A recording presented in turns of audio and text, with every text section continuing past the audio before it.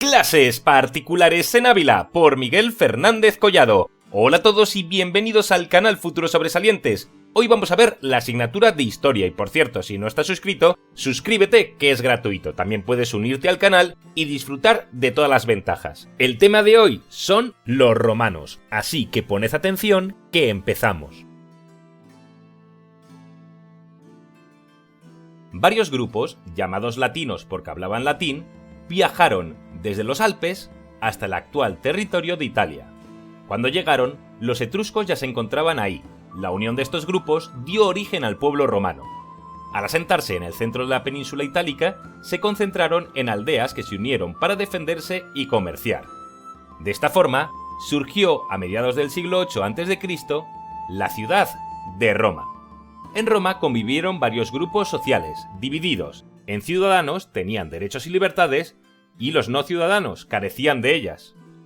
Destacamos entre los ciudadanos los senadores y administradores, los nobilitas formados por los patricios, personas con privilegios que podían votar en elecciones, los plebeyos, la población de escasos recursos, y en los no ciudadanos, los libertos o trabajadores libres, y los esclavos.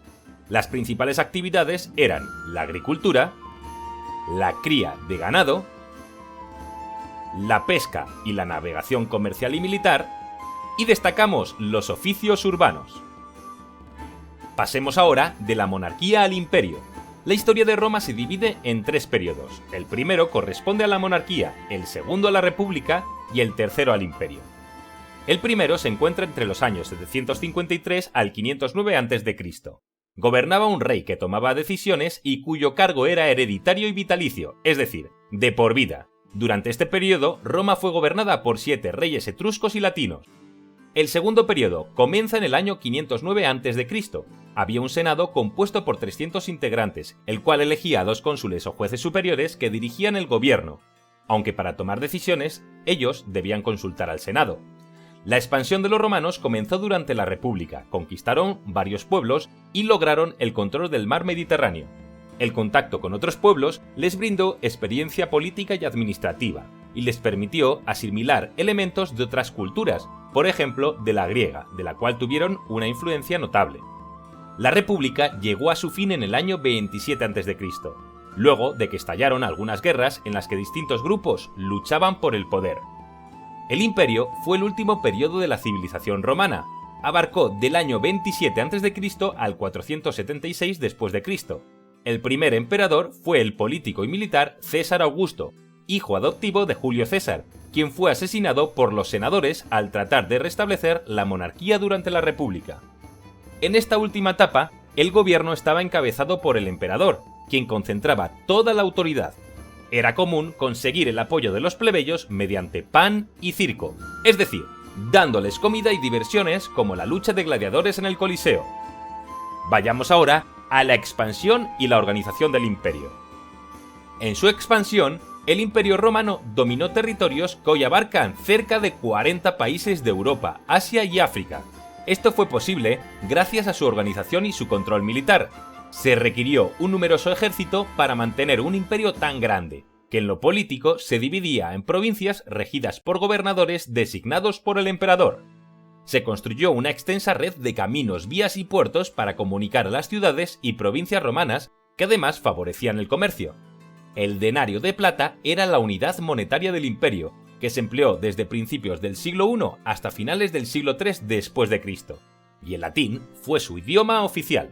Roma no imponía credos en los territorios conquistados, toleraba sus costumbres y hasta permitía que mantuvieran a sus gobernantes, siempre y cuando considerara que no atentaba contra la seguridad del imperio, como ocurrió con los cristianos. En el año 285 después de Cristo, el emperador Diocleciano dividió el imperio en 2 partes para facilitar su administración y defensa, Occidente y Oriente. Posteriormente, en el año 395 después de Cristo, el emperador Teodosio entregó estas partes a sus hijos, Honorio y Arcadio. El Imperio Romano de Occidente cayó en el año 476 después de Cristo, por las invasiones de los bárbaros, pueblos guerreros de los que hoy es el norte de Europa y Asia Central. Con ello empieza la Edad Media.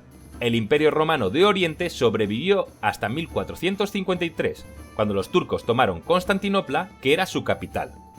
Vayamos a ver ahora la vida cotidiana en Roma. La antigua ciudad de Roma llegó a tener 1 millón de habitantes, por lo que requería servicios urbanos de agua, vivienda, entre otros. El agua que llegaba a Roma se transportaba por acueductos desde los montes Apeninos, ubicados a 45 kilómetros de distancia. Los ciudadanos ricos gastaban grandes sumas de dinero para conseguir altos cargos en el gobierno, aunque también podían estudiar leyes o medicina. Tenían esclavos que trabajaban en sus propiedades agrícolas o en sus casas. Hubo rebeliones que fueron reprimidas violentamente. En las ciudades se practicaban oficios como herrería, artesanía, actuación, enseñanza, entre otros. En el campo, la mayoría de las personas se dedicaban al cultivo y a la cría de animales domésticos. En cuanto al entretenimiento, era común que los adultos practicaran actividades como lanzamiento de jabalina o de disco, y montaran a caballo. También eran aficionados a jugar a dados y a asistir al Coliseo a presenciar combates entre gladiadores, luchas entre animales salvajes y competencias de carro. Otra diversión popular era el teatro. Los niños jugaban a ser gladiadores o a la pelota, porque era una buena forma de ejercitarse. Se divertían con carritos de juguete y figuras de animales como perros. A las niñas se les preparaba para el matrimonio desde los 7 años y se divertían con muñecas de marfil. Muchas de ellas se casaban cuando tenían entre 10 y 12 años, por lo que era común que fueran madre desde los 13. Y hasta aquí el tema de hoy. Espero que te haya gustado tanto como a mí. Aquí te dejo una lista de reproducción que sé que te va a interesar. Suscríbete y sígueme en mis redes sociales. Nos vemos mañana. Chao, chao, bacalao.